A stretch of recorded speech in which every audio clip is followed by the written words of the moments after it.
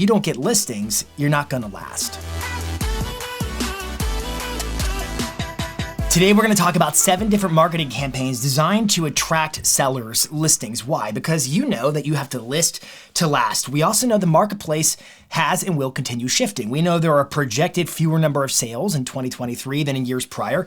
And we also know there are more agents to go around vying for that available business than ever before, which means you're gonna have to work smarter. You're gonna have to work more deliberately. I was listening to Tom Ferry talk about this just yesterday, in fact. He talked about the fact that there are 168 hours every week, which we all know, or we knew that vaguely, I suppose, and that a certain allocation, you're sleeping, you're with family, you're out with clients, you're doing your life, so to speak. And when you really get down to it, there's not that much time available to you to actually market and scale and grow your business. Tom has often called it working on your business, not just in your business. And so I beg the question, with the time you have dedicated to actually building your business, growing what you want, are you doing so with intention? Today's video is designed to help you work with intention to generate listings, thinking about the outcome you want. And I presume the outcome, if you're watching this video still, is you want more listings. If that's you, I'd love to hear your goal. How many listings do you want in the comments? And what is the strategy to reverse engineer your way back to that goal in terms of how you intend on attracting those listings? I hope to add a few more to your marketing mix today as we talk about 7 different listing attraction marketing strategies. Welcome to This Week in Marketing. My name is Jason Pantana. I'm your host. If you're new to the channel and this content, welcome. This is called This Week in Marketing, and we have other shows that talk about other things in terms of scaling and building your real estate business. Just tap the big red subscribe button and then hit the little bell right next to it to turn on notifications. So whenever Tom or myself or others publish content designed to help you grow and scale and operationalize your business, you get a little notification to say, I should invest in my career today by learning what it takes to be more successful. So without further ado, let's dive into the content and talk about 7 different marketing strategies, tactics, campaigns. All those words will work for us today to generate more listings. So before I get into the first one, here's sort of the lay of the land, the order of operations today. We're gonna talk about annual equity reviews with your database because they're your best source of listings, and I'd be remiss if I didn't go there. We're gonna talk about home valuation ads because they're just tearing it up right now. We're gonna talk about content calls to action. How do you actually mine the opportunities out of your content? We'll talk about neighbor-only opens and then niche Facebook campaigns. We'll talk about epic listing launches, and then finally, we're gonna capstone it with geographic farming. This video today is designed to be a flyover of a multifaceted approach to generating listings. Pick and choose. You may not do all these strategies, but pick the ones that need to be added to your marketing mix so you can list to last. First one out of the gate is the annual equity review. This is all about your database. I would be remiss if I did not encourage you to start with your database. Past clients, sphere of influence contacts, the people who know you, like you, trust you, because real estate is a relationship business. In fact, if you look at the annual reports that the National Association of Realtors publishes every year that talk about how buyers and how sellers identify and select their agent, it talks about a lot of other stuff too, but that's covered in it. Invariably, every single year, the number one way that buyers and sellers both actually identify an agent for hire is repeat referral. It's especially the case when it comes to sellers. Sellers, over 60% of the time, found their agent, according to this report, year over year over year, found their agent by way of repeat or referral business. Now, a lot of agents, I think, don't always work their database because they're like, I don't want to seem pushy. I don't want to be like, hey, you want to sell? You want to sell? Because they didn't raise their hand and volunteer that information that they're thinking about selling. So wouldn't it be better, they say, to go generate leads who are raising their hand and actually potentially signifying some intent to want to sell their house? And the answer is leads are great, but the stats tell a different story because I can give you 1,000 leads of sellers, and I can predict that if you don't already know them, if they don't like you, trust you, if there's not already a relationship with those leads, then over 60% of them are going to work with some other agent they already know, like, and trust despite being your lead. My point to you is not to say leads are bad. I'm going to get into leads in a second. My point to you is to say we got to start at home. We got to start with your database. This is a relationship business. And one of the easiest ways to execute on this idea is an annual equity review. It is what it sounds like. Once a year, you conduct a one-on-one equity review with every person in your database. Now, every person, your head may be exploding just depending upon the size of your database. I'll leave it up to you and your coach to figure out how to actually implement this just depending upon the size of your database. All I'm saying is, this is a know you, like you, trust your business. There's over 60% of listings, 63 last year, percent of listings found their agent by way of repeat referral. So to me, it makes the most sense in the world to prioritize this strategy, whatever it takes. Now, the best trigger, so to speak, in terms of when should you do this is what I would call their home anniversary. Oh, congratulations, it's been 6 years in the property. It's time to schedule your annual equity review. It could be on Zoom, it could be face-to-face, that's your prerogative. I like face-to-face if it can be accomplished, but I get it. It may be difficult to do, but this should be a personal touch whereby you go over the numbers. Here's what's happened in the marketplace. Here's how that impacts the value of your home. This is not a pushy, you should sell your house conversation. This is a, let me give you the information, and perhaps that information compels them to say, we should sell our house. But without the information, there's no way of that seller being able to make that choice, make that decision. This is not a pushy conversation. This is a, I'm gonna give you the information because that's my value proposition. They'll be informed because of you. They're your clients. Whether they're selling or not, they're your clients. They'll be informed because of you, which means you're in a prime spot to be the one to win that business, to earn that listing. I plead with you, I beg you, for the sake of your business, don't neglect your database and try out the annual equity review. Yes, there's a lot more you could do in terms of working your database, but this is one campaign that is designed to get listings. I encourage you, I implore you, put it into motion. Listing attraction strategy tactic number 2 is an oldie but a goodie. This is kind of like how history repeats itself. Sort of like how, I don't know, everybody appears to be wearing 90s clothes again, like it's the first time we thought of this. Am I the only one who's noticing this? Anyways, I digress. If you've been in real estate for, call it 5, 6, 7 years or longer, I'll bet you remember the trend that was oh so popular of basically your own Zestimate. The Zestimate came out where you could type in your address as a homeowner and Zillow would give you like, bam, your home is worth approximately this. And from that inspired many tools that were basically the same thing. Agents were given landing pages with just a bar where somebody could type in their own address and it was connected to the MLS or tax records or other different data sources. And that home valuation landing page was programmed to create basically an estimate of value predicated on sales around the area and other factors. Now, sometimes they were relatively accurate. Sometimes they were wildly inaccurate. It would depend on a lot of variables. But we had the tools. And so what happened is everybody was running ads on Google, on Facebook, and other platforms to try to pick up on traffic or anybody who was curious about what their home is worth. And they would click the ad campaign, which would direct them to the landing page of that respective agent. And then the person would be like, oh, I wonder what it's worth. This is so easy. And they type in their address and then they'd press submit, put an email address in there, and cha-ching, you got yourself a lead, a hand raiser seller lead. And these were really popular in the beginning and they were effective in the beginning. And then they started to get worn out. It was like getting old and the style started changing and all of a sudden these things kind of flatlined and they've been producing leads, but really low intent leads for quite a while now. That is until lately.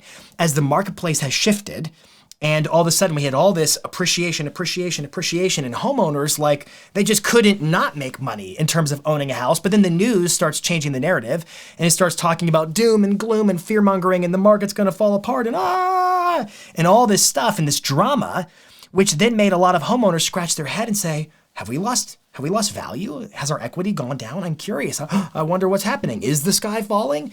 And what do? They go to Google and they start typing in what's my home worth and they look for these estimators, these calculators, these valuators to determine what their home is worth. And so what's happening right now inside of our ecosystem of coaching clients is a lot of our teams and agents we coach have renewed vigor in these landing pages. Same tools, nothing's changed, but they're running ads on Google, on Bing, on DuckDuckGo, on Facebook, on ad platforms that pick up on traffic of people who have intent or curiosity around what their home is worth. And so it's simple. Run Google search campaigns. Somebody types in, what's my home worth? You have the keywords that are supporting that kind of intent, that idea. So what's my home worth? Home value calculator, yada, yada, yada, all that kind of stuff. And it drives traffic to the landing page and cha-ching, you get leads. What's super special right now is we're seeing a lot of leads come in for a low cost per lead. And we're also seeing a high rate of conversion whereby those agents and teams generating these leads are very effective at being able to get appointments and actually take listings because of them. This is an oldie, but it's a goodie. It's got renewed vigor right now, home valuation ads. Now, a couple of things to just kind of send you on your way. If your website doesn't already provide a home valuation tool, there are lots of tools out there, maybe Cloud CMA, maybe Home Value Leads, maybe Prime Seller Leads. There are lots of tools out there. And if you don't know how to run ads on Google or Bing or DuckDuckGo, you're going to want to hire a PPC manager, a pay-per-click manager to help you do that. Or it could be that your website actually has the ability and capacity, like a Ylopo, for instance, to do that on your behalf. This may be something where you need to bring in some specialist support.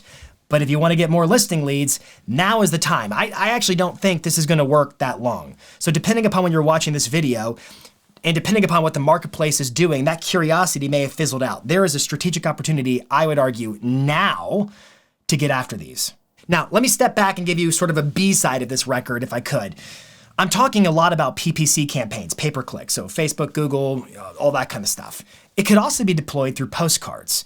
If you're sending out postcards to maybe your geo farm, or maybe it's just a cold audience, just an area around town, you're blasting it, you could leverage postcards with QR codes.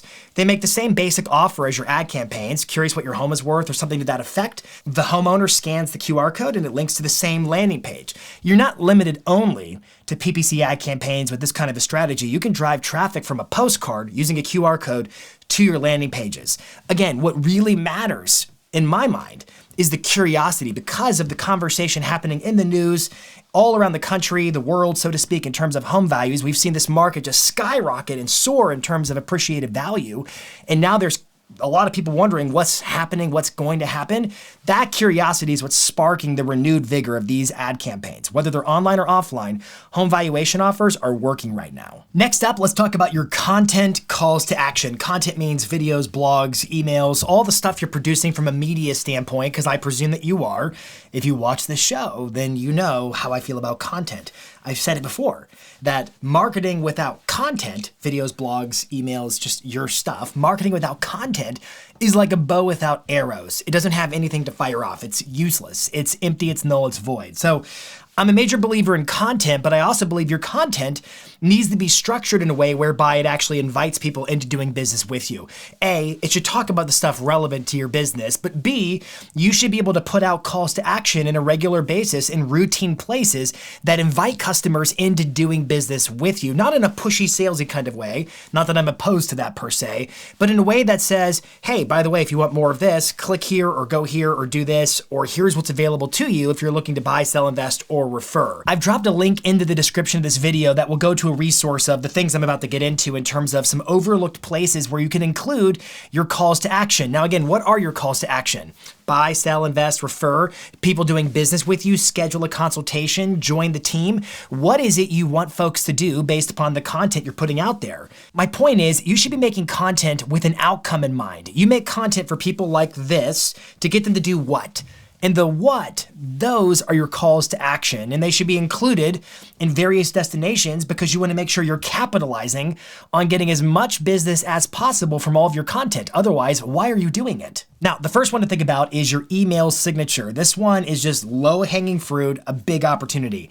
The average American professional, for instance, sends over 40 one-on-one emails every single day. I would argue for most of you watching, that's probably a low number. I'm guessing you maybe send even more than that. I would encourage you to think about, well, who do I send emails to on a regular basis? Clients, other agents, who is it?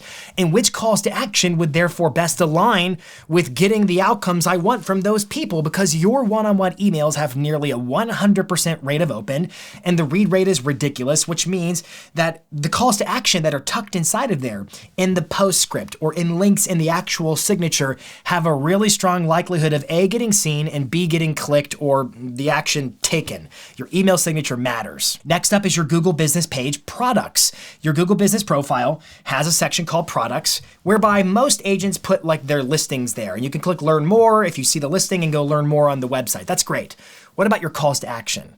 What about like PDF downloads, buyer guide, seller guide, join the team, careers? What about invitations to schedule a consultation? Your calls to action should be inside of your Google business page products, either instead of or in addition to your listing. Listings come and go in that you have new listings, you sell them, you have to take them off the Google business profile product section. But your calls to action can stay there all the time, lying in wait for a high intent prospect who says, oh, that's what I want, click, and then they take action. You should include your calls to action, links to whatever destination landing pages or contact forms, or the things you want people to take action on. They should be included all the time in your Google business page products. Same as with your Google business page products is your link in bio. Now, first, what is a link in bio? Well, it's the link in the bio of social sites like Instagram or TikTok where it only gives you one link to all your other platforms. And so this becomes like link routing, link dispatch.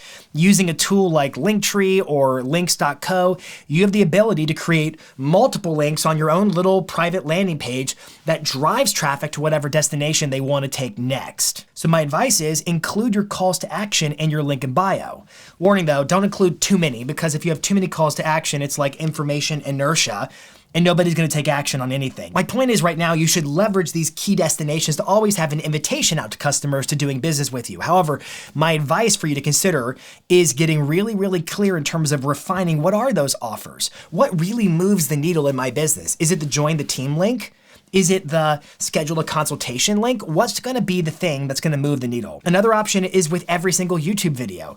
Inside your YouTube studio, studio.youtube.com, there is an option to customize your channel whereby you can include upload default text that goes in the description or caption section of every video you post going forward. So on my channel, for instance, and here in Tom's channel, inside the description, at the bottom of the description, we typically add additional caption text in the top with every respective video, but there's that default text always in there that drives viewers' attention and traffic to our key calls to action. And the beauty of the upload default text is if you post a lot of videos, every video becomes a little evangelist for your calls to action. Here, here, here, here, here. Every time you publish a new video, your calls to action are in that description every time. Go check out our description and look at our calls to action. In fact, when you look at the description, there is a link in there that drives to one of our calls to action for Marketing Pro, which is an online training platform where we talk about subjects like Facebook, Instagram, TikTok, YouTube. We talk about your Google business profile. We talk about your email marketing. So click the link and see what happens. Next up is pinned posts, which applies to platforms like Instagram, Facebook, TikTok, whereby they let you pin a post to the top of your profile. That means if you publish new content, it will show up on your grid on your profile below the pinned post. What is the first impression that you want to create with somebody who maybe for the first time navigated to your profile, or maybe they're coming again and again, maybe they're borderline a stalker, I don't know. You want to be able to invite them into some kind of an action, not in a way that's overly salesy or pushy per se, but in a way that lays the expectations for, hey, here's who we are, here's what we do, and how we can serve you. If you have content like that, published on TikTok, Facebook, Instagram, any of those platforms, it deserves to be pinned because it's going to be a constant reminder every time somebody comes to your profile of how you can serve their needs. Next up is messenger bots. These were popular several years ago. I'm going to be really quick about this. There are tools like ManyChat, M-A-N-Y, ManyChat, that can be integrated into your Instagram DMs, whereby if somebody types in a keyword, it's called a trigger term. So I could say like seller or list or valuation, something like that. You can program it however you want. ManyChat gives you the ability to create a whole chat sequence that's automatic, and it can even like time it out. Like you can say, wait 3 seconds and then say this. And if they say this, then say that or that. And it allows you to basically structure out an automatic conversation inside your DMs. So I would encourage you not to get in the rabbit hole of this, but maybe look at tools like ManyChat integrated with your Instagram DMs. ManyChat also works with text messages as well and other things like that, but it's triggered by keywords. What a lot of folks do is they include those keywords in their bio, like, hey, message me blank if you want to know more about this, which then sets off their chatbot experience powered typically by ManyChat. It's another way to drive customers into actually doing business with you, sellers in particular. And then last one here on the list of calls to action is what I call dog whistle calls to action, which I talked about on an earlier episode just a few weeks ago. The idea is pretty darn simple. As you're making videos on Instagram, Facebook, whatever, you can't just sell. Hey, you want to list your house today? Not today. How about tomorrow's video? Maybe the next video, I'll do it then. You can't just be overly blunt in terms of people wanting to sell their house or take really bold actions. You have to be a little bit more nuanced in terms of how you make your offers. And so we call them dog whistle CTAs. Basically, it's an offer or a call to action that only the lead can hear. The name probably needs work. No, I'm not calling leads dogs. It's just that the dog whistle is a really good metaphor for something only the intended subject can hear. So it's things that are subtle, so to speak, whereby you might say like, hey, I was out showing a property to a first-time buyer the other day and blank. And it just lets the seed kind of land in the ears of the person who might be a first-time home buyer and goes, oh, I didn't realize they work with first-time home buyers. I don't want to go super deep on this today, but my encouragement is think about what are the talking points, those subtle offers Hey, I was out at a listing appointment the other day. How can you seed what you do in terms of making subtle calls to action, dog whistle calls to action that only people who are in market for the offer actually hear? Next on the list is neighbor-only opens. Now, I'm a major proponent, a huge fan of open houses. Open houses give you something to promote to your database, in your marketing. It's an experience whereby buyers and sellers alike literally walk inside the thing that's for sale, and you get to have conversations with them about what their next steps are and where they're at in that journey and all kinds of good stuff. And then finally, it's an opportunity to generate leads that you can follow up with over time, because as time goes on, the intent of a lead typically matures and you can be the one to position yourself as their agent of choice. I like open houses. The idea here is specifically neighbor-only open houses. What does that mean? It's really simple. It means you invite all the neighbors to a time slot that's only for them, a preview, so to speak, of the open house, of the property for sale before the open house itself. You'll need to get the consent of the seller, of course. Getting the neighbors to come is as simple as door knocking, sending out letters, sending out postcards. You go knock, knock, knock, you have a conversation with the seller and you say, hey, listen, we're hosting an open house this Sunday from 2 to 4 to get your neighbor's property sold for the highest, the best terms possible. We're gonna put a lot of effort into that and we expect it to be really, really busy, which is why we're offering a neighbor-only preview from 1 to 2, just for you all to come and see what the neighbors have done with the property and what it looks like, just so you can be aware of what's happening with home values and sales in your neighborhood, because they directly impact your home in the event you ever decide to sell. So I'd love to have you come. It's gonna be from 1 to 2. We're gonna serve some light hors d'oeuvres or whatever it might be. You make your offer and you invite the neighbors. Even if they don't show up, you can still hand them your business card and they're gonna see how busy the open house is, and it's positioning you as the agent who hustles to get things done in that marketplace. Neighbor-only opens are a great way to meet neighbors who are gonna be like, wow, you seem like the really qualified, competent listing agent to list my property for sale. How about it? In fact, when I was a brand new agent, guess where I got my first sale from? A neighbor at an open house who listed their property with me. It works. I'm living proof. Next on the list is niche Facebook ad campaigns. Now, I'm not gonna get into all the details in terms of step-by-step of how to run a Facebook ad campaign. However, inside of our ecosystem, we're having a lot of clients who are getting a lot of success running Facebook ads whereby they make an offer like, hey, download this how to buy and sell at the same time PDF. Or it could be, for instance, hey, you want to download a list of single level homes, or download a PDF that's a guide to new construction. Now, if you zoom back and look at the mechanics of what's actually happening here, it's a Facebook ad campaign whereby you're targeting folks in your local marketplace with an offer that would be enticing to presumably somebody who has a property to sell before they can get whatever you're offering, which was, for example, how to buy and sell at the same time. Or a guide to new construction, which would imply that maybe they have a home to sell and they want to build a home that's custom. Or it could be, this one's been working really well, a list of single level homes for sale. From a Facebook functionality standpoint, you could run an ad that drives traffic to a landing page, and that's where the handoff goes down, where they get the PDF. So it's a link click, they go to your website, they fill in their information, and then boom, your website gives them or has the way of giving them the PDF. Or you can make it really easy. Facebook offers what are called lead form ads, whereby somebody could actually fill out a form inside of Facebook or Instagram, because it's owned by Facebook or Meta. And by doing that, Facebook or Instagram would actually provide them the PDF download in receipt of them giving you their contact information. My point to you is, it's another way to get some seller leads. Number 6 is epic listing launches. What am I getting into? Well, when you do get a listing, blow the roof off the place, not literally, but in terms of how you promote and market the property. I want you to make sure every neighbor, every homeowner in the area surrounding is like, clap it up for that listing agent, because they really went to bat in terms of getting the highest and best value for that property, which then bolsters up my value, the neighbor says. It's gonna make my home worth more because of how hard they worked. And you know what? If and when the time comes to sell for myself, or if I have an opportunity to make a recommendation for a listing agent to perhaps a neighbor, I'm gonna think of that agent. They're gonna be top of mind. There's a lot of agents who are slacking off right now. They're not doing the videos, or they're only doing like one video, not enough videos. They're not marketing the living daylights out of every property, and now more than ever, that matters. We're all like complaining, oh, the days on market's going up. Good. I'm being a little bit contrarian, but good. That means you have more time to showcase what your skill set is to every single neighbor and every single homeowner surrounding those listings. Now, if you missed 2 episodes back, I did a deep dive, like a training course on starting and leveraging a geographic farm. So go watch that. We talked about mailers, handwritten notes, letters, signage, volunteerism and involvement. We talked about sponsorships, door knocks and door drops, calls and voicemails, cold calling, circle prospecting, all of that, sponsored posts on social media, and targeted ad campaigns on Google, YouTube, and other platforms like that. We went into the nitty-gritty details of farming in terms of the actual marketing mix of geographic farming. My point right now to you is farming is a really great way to get listings. If you are consistent over time in terms of marketing to the same area and building up your brand and creating credibility and consideration for you as a listing agent, guess what? You're gonna get listings. One of the underlying psychological reasons why marketing works the way it works is called the mere exposure effect. And what the mere exposure effect basically says in the context of marketing is that people do business, or they hire businesses with which they're the most familiar. Now, the word familiar can easily be confused for the word trust, but they're not quite the same thing, but it's really about familiarity. And here's the way it works. If you send out postcards, just for instance, to a farm, you're a nobody. But if you keep sending out postcards over and over and over again, and then they see a couple of your yard signs, over time, they start to be like, I'm familiar with this business. I start to trust this business. Why?